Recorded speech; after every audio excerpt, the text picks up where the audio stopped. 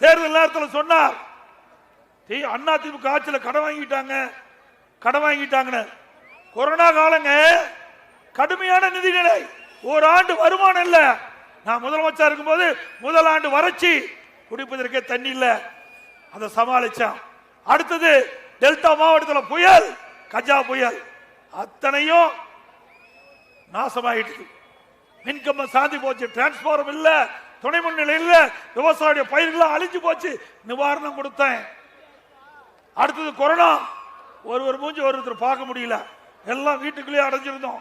12 மாசம் வருமானமே இல்ல, அப்ப கூட விலைவாசி உயரல, மக்கள் நிம்மதியா வாழ்ந்தாங்க.